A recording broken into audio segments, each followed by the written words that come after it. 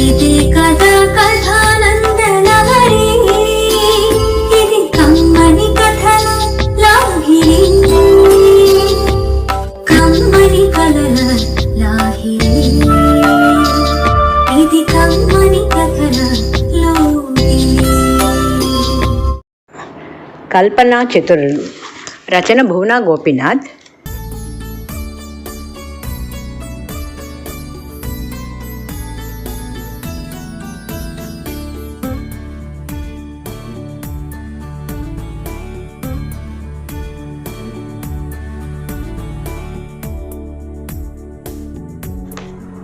పోలీసులా?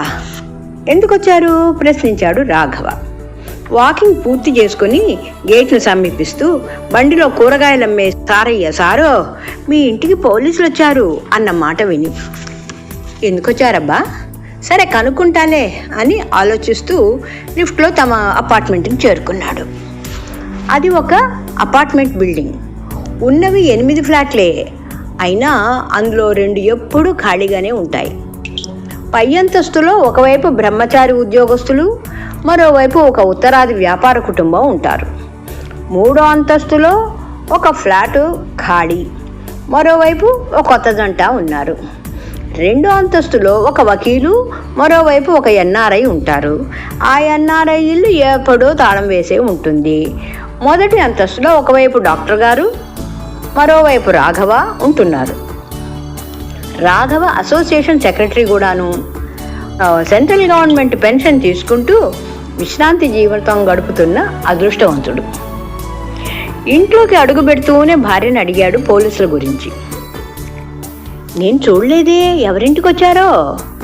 మొన్న పై ఇంటి శారద వాళ్ళ ఇంటి తాళం చెవి కలబడటం లేదన్నది. ఒకవేళ తనేమైనా కంప్లైంట్ ఇచ్చిందేమో. భర్తకి మంచినీళ్ళ గ్లాస్ అందించి ఈ సంగతి కనుక్కోవడానికి పై ఇంటికి వెళ్ళింది ఆమె. వకీల్ గారి భార్య శారద పోలీసుల మాట వింటూనే అనుకుంటూనే ఉన్నా భాగ్య, ఇలా ఎప్పుడో జరుగుతుందని. నిన్న సాయంత్రం డాబా మీద ఎంతమంది ఆడ మగ చేరారో తెలుసా? పార్టీలు కదా, తాగుడు తందనాలు ఉంటూనే ఉంటాయి. ఇంకా ఏమేం జరిగాయో పోలీసులకి టిప్ అంది ఉంటుంది. ఇంతకు ఎవరినైనా పట్టుకెళ్ళారటనా? పట్టుకెళితే బాగుండు అన్న అర్థం ధ్వనించింది ఆమె మాటలో. తెలియలేదే. అయితే వాళ్ళు వచ్చింది మీ ఇంటికి కాదన్నమాట, కాస్త నిరుత్సాహంగా అడిగింది భాగ్య. ఆ డాక్టరు నిన్న చాలా గాబరాగా రావడం చూశాను. అసలే ఇప్పుడంతా డాక్టర్లు ఇచ్చిన మందో ట్రీట్మెంటో వికటిస్తే పోలీసులు కంప్లైంటేగా. ఒకవేళ ఆయన కోసం వచ్చారో ఏమో. అదే జరిగి ఉండాలి. వాళ్ళ ఆవిడని పలకరించొద్దాం పదండి. ఇద్దరూ డాక్టర్ గారింటి కాలింగ్ బెల్ నొక్కారు. హలో, రండి రండి, బాగున్నాయా? పనులు అయ్యాయా? ఈరోజు సీరియల్స్ లేవా ఏంటి? ఏమిటి విశేషాలు అంటూ డాక్టర్ గారి భార్య వీళ్ళని ఆహ్వానించి తాగేందుకు పళ్ళరసం ఇచ్చి కబుర్లకి కూర్చుంది.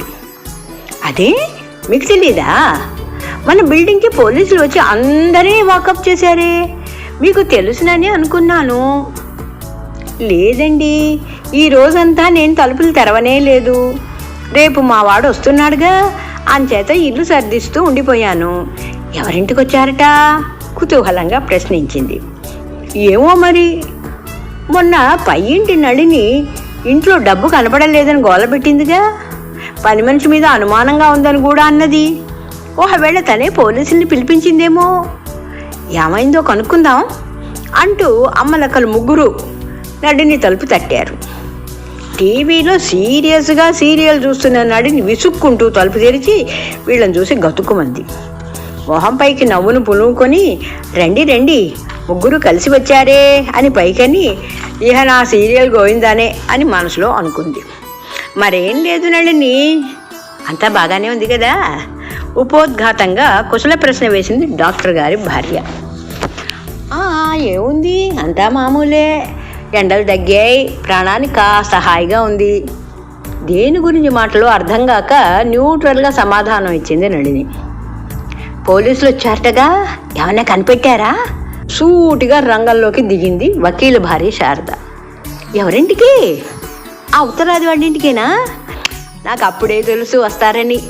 కాకపోతే ఏంటండి, ఎప్పుడూ మనుషుల రాకలు పోకలు వికవికలును ఏదో గూడు పుఠాన్ని జరుగుతోందని నాకు అనుమానమే.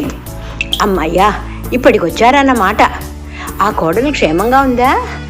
అసలు ఆ అత్తగారిని ముందు తీసుకెళ్ళాలి. మహాతల్లి తన తెలుగు టీవీ సీరియల్ పరిజ్ఞానంతో వాళ్ళ కేసుని తేలిగ్గా పరిష్కరించేసింది ఆమె. తెరిచిన నోరు ముయ్యక ముందే కథ ముగియటం నచ్చలే మిగతా ముగ్గురికి. అదేమో కానీ మీ ఇంటి డబ్బు దొంగతనం విచారించడానికి కాదా పోలీసులు వచ్చింది? మీ పని మనిషిని పట్టుకుపోవడానికి కాదా? అదేమీ లేదు కానీ పదండి, పైకి వెళ్ళి ఆ పిల్ల లాజుని పలకరించొద్దాం. ఎలా ఉందో ఏమో పాపం. అందరూ సరేనంటే సరే అనుకుని ఇంకో అంతస్తు ఎక్కారు. అమ్మాయి లాజు అంటూ తెరిచి ఉన్న తలుపును తోసుకొని లోపలికి వెళ్ళారు. ముందు హాల్లో ఎవ్వరూ కనపడలా. నీ చెప్పలే అన్నట్టుగా తల ఎగరేసి విజయ గర్వంతో కదిలింది నళిని. వంటింట్లో కూడా ఎవరూ లేరు. మగవాళ్ళు ఇల్లు చేరి ఉండరని తెలుసు గనక ధైర్యంగా పడగదిలోకి తొంగి చూసింది నళిని. తక్కిన వాళ్ళు హాల్లోనే ఆగి ఏం జరుగుతుందో అని వేచి చూస్తున్నారు. అదేంటమ్మా అలా ఉన్నావు? దెబ్బలు బాగా తగిలాయా? మీ అత్త మాట విని చేయి చేసుకుంటున్నాడా మీ ఆయన? రామ బయటికి చెప్పుకుందామన్నా భాష రాదాయే పాపం. ఇంతకీ మీ అత్తగారిని పోలీసులు పట్టుకెళ్ళారటగా? మీ వారిని మామగారిని బెదిరించి వదులుతారటగా? ఎలా? ఏమన్నారు? ఏంటి ఆంటీ మీరేమంటున్నారు?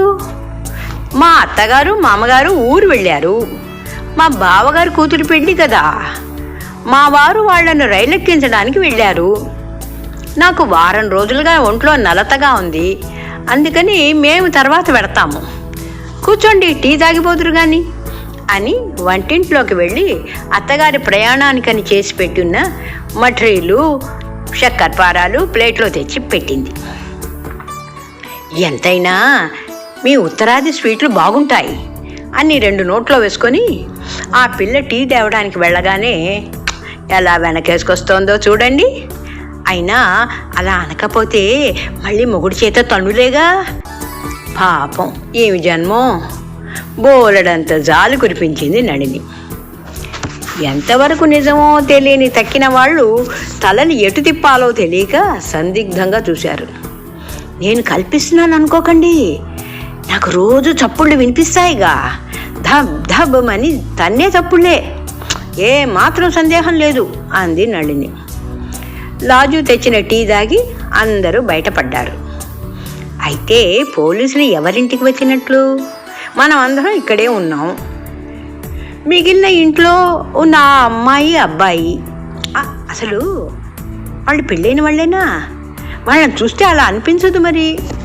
ఎవరి తాళం వాళ్ళది, ఎవరి బండి వాళ్ళు పెట్టుకొని ఒకరు పగలు ఒకరు రాత్రి ఆఫీసులకి పోతారాయే. ఎప్పుడు తీరికే లేనట్లు పోజు. ఆ పిల్లతో మాటలు కలపాలని ఎంత ప్రయత్నించినా పడలేదు. నాకు కాస్త అనుమానమే. పోలీసులు అక్కడికే వచ్చి ఉంటారు. బడాయి కాకపోతే ఎంత ఉద్యోగం వెలగబడితే మాత్రం మాట్లాడటానికి తీరుకుండదా? మీతో మాట్లాడటానికి ఏముంటుంది? ఆ పిల్ల టీవీలో సీరియల్స్ చూస్తుందో లేదో చొరక అంటించాను అనుకుంది వకీలు భార్య. లోకంలోని రాజకీయాలన్నీ వేళ్ల సందును పెట్టుకునే మీలాంటి వారితోనైనా మాట్లాడుతున్నదా? వెటకారం ధ్వనించింది నళిని మాటల్లో. అసలు విషయం తేలలేదే అన్న దుగ్ధ అందరి మాటల్లోనూ తెలుస్తోంది. పోనీ ఓ మాట వెళ్ళి కనుక్కుందామా అని కూడబలుక్కొని వారింటి బెల్లు నొక్కారు. ఏం కావాలండి? అబ్బాయి తలుపు తెరిచి అడిగాడు. మీ ఫ్రెండు ఇంట్లో ఉందా? ఫ్రెండా? నిన్ననే వెళ్ళిపోయాడుగా. ఎంతగా భాష మర్చిపోయినా ఆడపిల్లను పోయాడు అనరు బాబు, పోయింది అనాలి. సరిదిద్దింది తెలుగు టీచర్గా రిటైర్ అయిన భాగ్యలక్ష్మి. ఫ్రెండ్ అన్నారుగా, వాడినే చెప్తున్నా. సరే మీకేం కావాలి? పోలీసులు నానుస్తూ అడిగింది వకీల భార్య శారద. అది మీకు సంబంధించింది కాదులేండి, పనిలో ఉన్నాను, తలుపేసుకోనా? మర్యాదగానే అన్నా మొహాన కొట్టినట్లు ఫీల్ అయ్యారు. వీడి మొహం మండా, అయితే వాళ్ళింటికేనన్నమాట పోలీసులు వచ్చింది. చెబితే పరువు పోతుందని దాటేశాడన్నమాట. పదండి, అసోసియేషన్ మీటింగ్లో పెట్టి కడిగేద్దాం.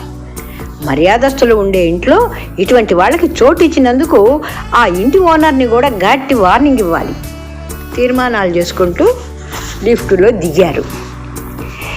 చెప్పా పెట్టకుండా ఎడిపోయావే, నా భోజనానికి ఆలస్యం కాకూడదని డాక్టర్ చెప్పలే? చిరాకు పడ్డాడు రాఘవ. వస్తున్నానండి. ఆ పోలీసులు ఎవరింటికి వచ్చారో తెలుసుకోవద్దు? ఓ, అయితే ఏం కనిపెట్టావుట? వాళ్ళు అదే ఆ కొత్త జంట లేదు, వాళ్ళు అసలు భార్యాభర్తలే కాదుట. అది విచారించడానికే వచ్చి ఆ పిల్లని పట్టుకుపోయారట. అసలు ఇట్లాంటి వాళ్ళను మర్యాదస్తుల మధ్య ఉంచిన వాళ్ళని అనాలి. మీరు వాళ్ళకి ఉత్తరం రాసి వెంటనే ఖాళీ చేయించండి. ఓ సరే సరేలే, ముందు వెనకలు తెలియకుండా మాట్లాడకు. ఆ ఫ్లాట్లో ఉండే నవీను, సంధ్యలు ఎటు వచ్చే నెలలో అమెరికా వెళ్ళిపోతున్నారు. ఆ పిల్లకి పాస్పోర్ట్ అప్లై చేసేటప్పుడు కూడా నా పేరు రెఫరెన్స్కి ఇచ్చారు. అయితే పోలీసులు అక్కడికేనన్నమాట వచ్చింది. అర్థమైందిలే, ఆ పిల్ల ఇక్కడే ఉందా అని చెక్ చేయడానికి పోలీస్ ఎంక్వైరీకి వచ్చి ఉంటారు. ఇంత మాత్రానికి చిలవలు పలవలు సృష్టించి వాళ్ళని దంపతుడే కాదు ఖాళీ చేయించు, కడిగేయి అని ప్రేరేపిస్తారా? మీ చదువులు లోకజ్ఞానం అంతా మట్టి కొట్టుకుపోయాయా? కాస్త విశాలంగా ఆలోచించరు? రాఘవ మాటలకు అవాక్కై నిలబడిపోయింది భాగ్యమ్మ. అందరిళ్లలోనూ అటూ ఇటుగా అదే అర్థం వచ్చే మాటల్ని పడ్డ ఆడవాళ్ళు సిగ్గుతో ఓటమిని ఒప్పుకున్నారు. ఊహాగానాలను కట్టిపెట్టారు. కల్పనా చతురలు. రచన భూనా గోపీనాథ్.